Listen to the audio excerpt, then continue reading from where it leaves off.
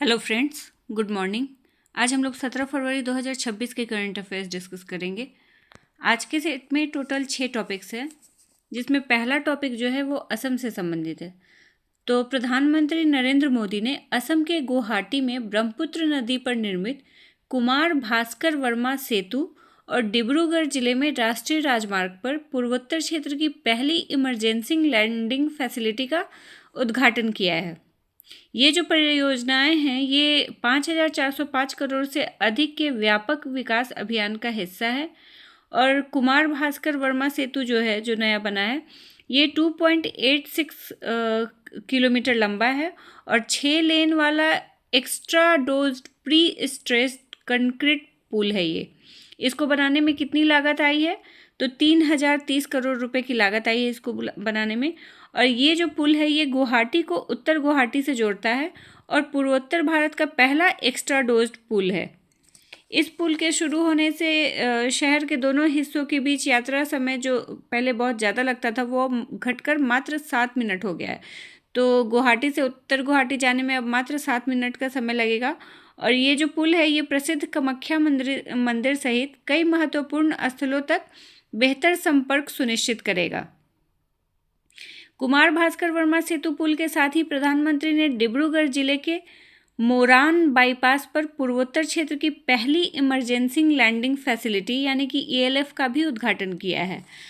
ये जो फैसिलिटी है ये भारतीय वायुसेना के सहयोग से विकसित किया गया है और ये द्विउपयोग अवसंरचना है जो आपात स्थितियों में सैन्य और नागरिक दोनों प्रकार के विमानों के संचालन में सहायक होगी। इसीलिए इसको द्विउपयोग कहा गया है, क्योंकि ये सैन्य विमान और नागरिक विमान दोनों के परिचालन के लिए इसका उपयोग किया जाएगा। उद्घाटन के तुरंत बाद ही इस पे भारतीय वायुसेना के लड़ाकू विमान सुखोई और राफेल ने राष्ट्रीय राजमार्ग खंड पर सफल टेक ऑफ और लैंडिंग का भी प्रदर्शन किया। ये जो फैसिलिटी है, इमरजेंसी लैंडिंग फैसिलिटी, ये 4.2 किलोमीटर लंबा एक प्रबलित कंक्रीट राजमार्ग खंड है और इस प्रकार डिज़ाइन किया गया है कि आवश्यकता पड़ने पर यह एक आपातकालीन रनवे के रूप में कार्य करेगा और ये निम्न क्षमता वाले विमानों को संभाल सकता है।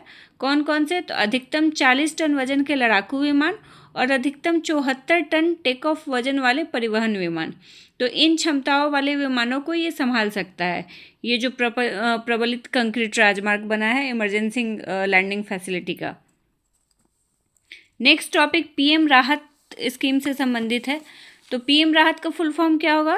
Road accident victim hospitalization and assured treatment. तो प्रधानमंत्री मोदी के नेतृत्व वाले केंद्रीय मंत्रिमंडल ने 14 फरवरी 2026 को सेवा तीर्थ स्थानांतरित होने के तुरंत बाद ही PM राहत योजना को मंजूरी दी है। आप लोग को पता होगा कि 13 फरवरी 2026 को प्रधानमंत्री नरेंद्र मोदी ने PMO को सेवा तीर्थ में शिफ्ट किया है और उसके 13 तारीख को शिफ्ट होने के बाद 14 फरवरी को इस योजना को मंजूरी दी गई है। इसको मंजूरी देने का उद्देश्य क्या है? तो यह सुनिश्चित करना कि किसी भी सड़क दुर्घटना में पीड़ित को धन की कमी के कारण जीवन रक्षक उपचारों से वंचित न होना पड़े।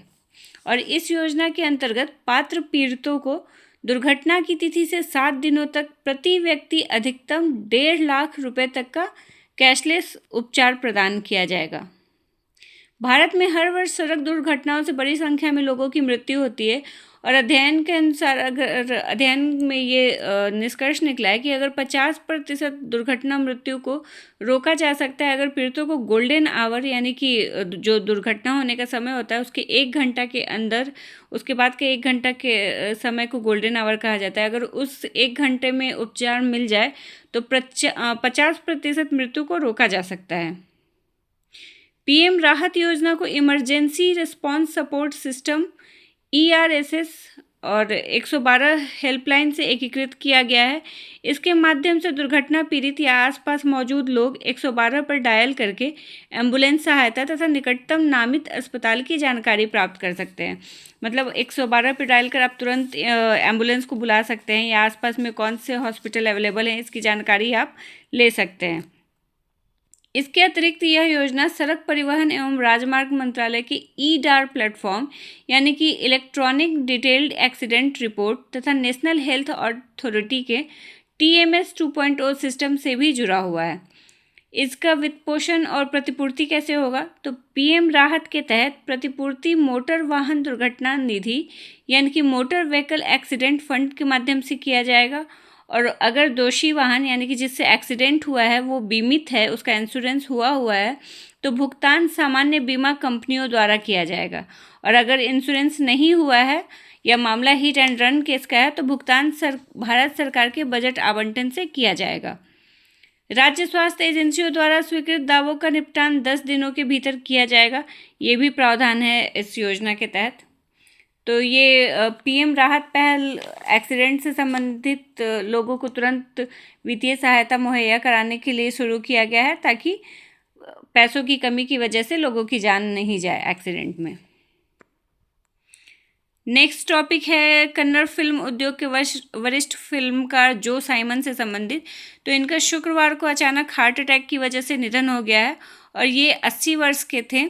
ये निर्देशक, फिल्म अभिनेता, इन सभी रोल में काम कर चुके हैं। इनके निर्देशन में कई बड़ी फिल्में भी बनी हैं और इनकी जो मृत्यु है वो अचानक ही कर्नाटक फिल्म चैम्बर कॉमर्स की जो बैठक हो रही थी उसमें ये भाग लिए, अपना राय रखें और उस मीटिंग से बाहर निकलते के साथ इनकी तबीयत बिगड़ी, चेयर पे बैठे और अचानक से वहीं पे इनकी मृत्यु हो गई।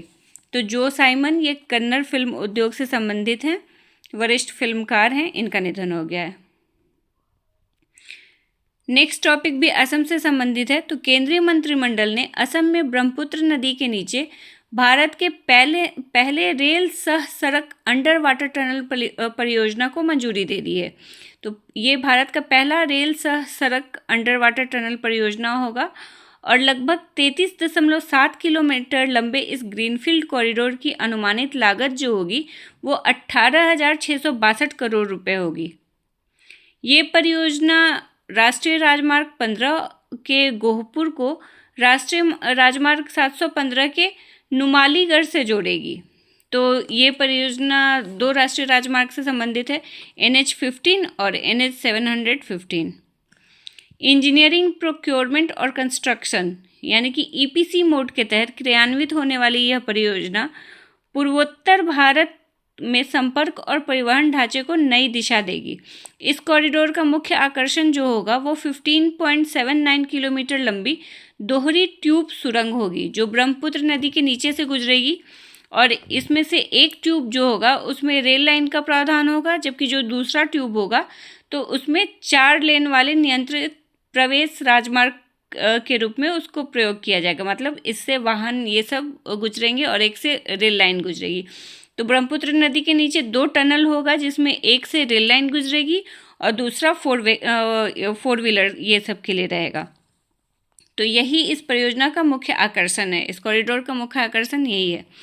इसके अतिरिक्त 1.26 किलोमीटर का सड़क कट एंड कवर खंड और 4 किलोमीटर का रेल कट एंड कवर खंड भी शामिल है। ये भारत की पहली अंडर वाटर रेल सड़क सुरंग होगी और वैश्विक स्तर पर इस प्रकार की दूसरी संरचना है। भारत की पहली है और वैश्विक स्तर पर दूसरी। वर्तमान में गोहपुर से नुमालीगढ़ तक की दूरी काली भोमरा पुल मार्ग से लगभग 240 किलोमीटर है। तो अभी तक इन दोनों के बीच की जो दूरी है वो काली भोमरा पुल मार्ग के माध्यम से तय की जाती है और ये दूरी लगभग 240 किलोमीटर है जिसको तय करने में 6 घंटे का समय लग जाता है, जो कि अब इस कॉरिडोर के बनने से ये समय घट जाएगा। ये परियोजना 2 राष्ट्रीय राजमार्गों NH15 और NH 715 को जोड़ती है तथा रेल नेटवर्क के 2 खंडों यानी कि गोहपुर की ओर रंगिया मुकोंग सेलेक रेल लाइन और नुमालीगढ़ के निकट फुरकेटिंग मरियानी लूप लाइन इससे जुड़ेगी। तो 2 रेल लाइन जुड़ेगी, कौन कौन सी? रंगिया मुकोंग सेलेक रेल लाइन और फुरकेटिंग मरियानी लूप लाइन। और 2 NH कौन कौन से जोड़ेंगे? NH15 और NH 715।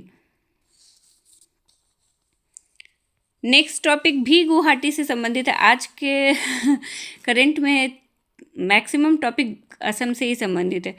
तो गुवाहाटी की कक्षा 4 की छात्रा आयशा करीम ने वीर गाथा 5.0 सुपर 100 खिताब जीता है।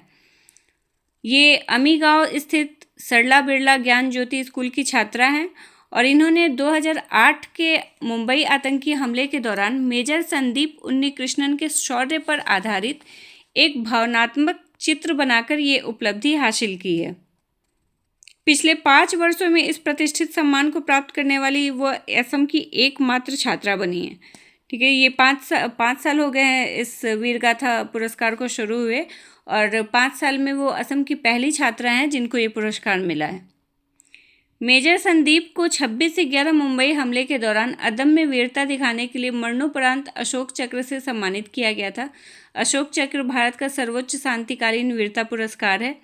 और वीरगाथा परियोजना के बारे में देख लेते हैं तो ये रक्षा मंत्रालय की एक प्रमुख पहल है जिसका उद्देश्य देश भर के स्कूली छात्रों को वीरता पुरस्कार प्राप्त सैनिकों की कहानी से परिचित कराना है। और ये प्रतियोगिता प्रति वर्ष आयोजित की जाती है जिसमें छात्र निबंध, कविता, चित्रकला और डिजिटल माध्यमों से साहस की गाथाएं प्रस्तुत करते हैं। सुपर 100 प्रविष्टियों में देश भर से चुने गए सर्वश्रेष्ठ प्रविष्टियों को स्थान प्राप्त होता है जो कड़े मानदंडों से गुजरने के बाद सुपर 100 में पहुंचते हैं। और इस उपलब्धि के तहत आयशा को क्या प्राप्त हुआ है तो रक्षा मंत्रालय की ओर से नगद पुरस्कार, पदक और प्रमाण पत्र, ये सारी चीज़ें उन्हें प्राप्त हुई हैं। नेक्स्ट और लास्ट टॉपिक यूपी से संबंधित है। तो यूपी के मथुरा में देश का पहला राष्ट्रीय गौ संस्कृति संग्रहालय स्थापित किया जा रहा है। तो अगर पूछा जाए कि देश का पहला राष्ट्रीय गौ संस्कृति संग्रहालय कहाँ स्थापित किया जा रहा है तो यूपी के मथुरा में। ये जो परियोजना है ये पंडित दीनदयाल उपाध्याय पशु चिकित्सा विज्ञान परिसर में विकसित किया जाएगा और प्रस्तावित संग्रहालय में गौवंश के आध्यात्मिक महत्व के साथ साथ उसके व्यावहारिक योगदान को भी रेखांकित किया गया है। इसमें पशुधन संरक्षण, सतत कृषि पद्धतियों और ग्रामीण आजीविका में पशुधन की भूमिका को विस्तार से समझाया गया है। बैल द्वारा कृषि कार्यों में दी जाने वाली शक्ति, जैविक खाद के रूप में गोबर का उपयोग तथा डेयरी उद्योग के माध्यम से करोड़ों परिवारों की आजीविका जैसे विषयों को इसमें प्रमुखता दी गई है। संग्रहालय में लगभग 100 डिजिटल और भौतिक प्रदर्शनी लगाए जाने की योजना है जिसमें देसी गौ नस्लों को विशेष स्थान दिया जाएगा और प्रत्येक नस्ल की विशेषताएं, आवास, दुग्ध उत्पादन क्षमता और संरक्षण उपायों की जानकारी इस प्रदर्शनी में प्रदर्शित की जाएगी। राष्ट्रीय गौ संस्कृति संग्रहालय जो है ये शोध, शिक्षा और पर्यटन को एक साथ जोड़ने का प्रयास करेगा। तो ये राष्ट्रीय गौ संस्कृति संग्रहालय में मेनली गाय से रिलेटेड चीज़ों की प्रदर्शनी लगाई जाएगी और इसमें देसी गौ नस्ल जो हैं उनको विशेष स्थान मिलेगा, उनसे रिलेटेड जानकारी, उनकी नस्ल के बारे में, आवास के बारे में, क्षमता के बारे में ये सारी प्रदर्शित की जाएंगी। इसके साथ साथ उससे गायों से जो आजीविका पैदा होती है उसके बारे में भी यहाँ प्रदर्शन किया जाएगा। तो ये हमारे आज के टॉपिक्स थे। मिलते हैं नेक्स्ट डे। Thank you.